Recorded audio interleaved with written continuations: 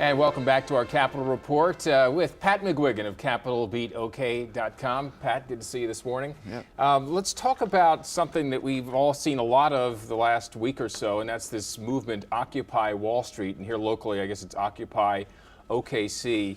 I mean, what exactly, what is this group? And have you figured out what they're all about? Yeah, they're pretty open online, Facebook, social media, and even though I'm an old Luddite, now I'm getting into that. And so I just, been doing a lot of reading.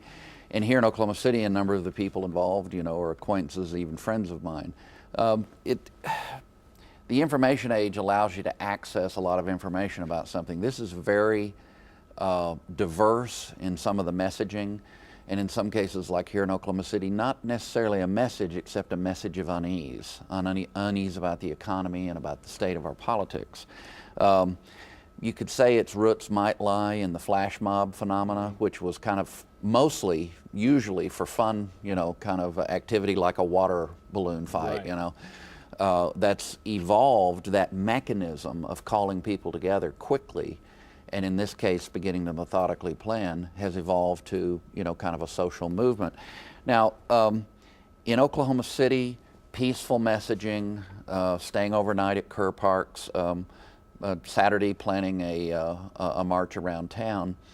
In other places, maybe not so peaceful, some of the messaging. And just as the Tea Party has had at times some challenges with some of the message that some of its members and or local leaders have conveyed, that's beginning to happen as well for the Occupy movement. On its face, it would seem that this is a liberal movement, but is it? I mean, or is it conservative in some of its messaging, or is this another Tea Party type movement? Well, I think that it's provoked by the Tea Party. I think that the Tea Party model, if you will, there's an attempt here to copy it, and you got to remember the Tea Party kind of its origins sometime after 2008. And George Will pointed out in a column that the total number of people at all of the Occupy rallies so far is less than the number of Tea Party activists that gathered on the National Mall 25 months ago in September 2009. So we'll see where it goes. It's evocative of the European demonstrations at world summits and such things. Memories of the nuclear freeze movement back in the early 80s, maybe even the sit-ins of the 60s.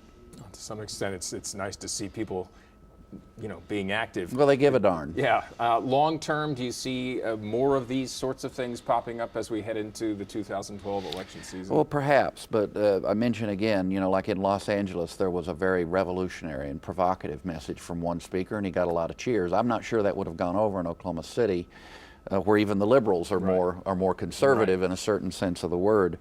Not letting John Lewis speak, the civil rights hero, at one of the events because, well, we don't have any leaders, we're just the people.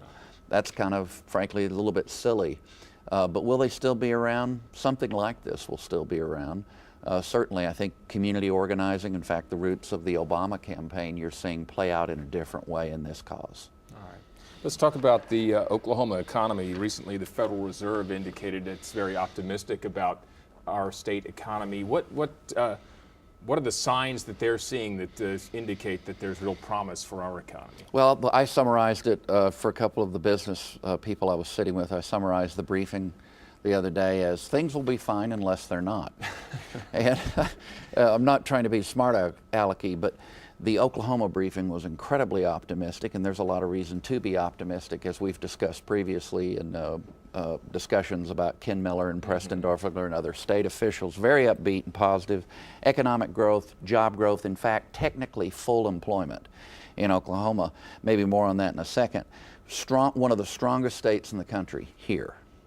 Can we continue to grow while the rest of the country is essentially still in recession? Well, let me just say, fragility, Europe, and agriculture. The national recovery is maybe even shouldn't be called a recovery. It's very fragile. Oklahoma is very energy dependent. As long as energy prices stay good, we should be okay. Agriculture, very important to the state. Better than we were about 2 years ago, but not as good in the ag sector as we were before the recession. So Bottom line, if there's a full-blown debt crisis in Europe, it could eventually affect us, even though we're comparatively protected from the situation in Europe. So things will be fine unless they're not. And it would help if we help agriculture if we get some rain. That's right, more rain. Let's replenish those lakes. Pat, thanks. You can read more about these and other topics at capitalbeatok.com. For Pat McWigan, I'm Alex Cameron. Have a good day.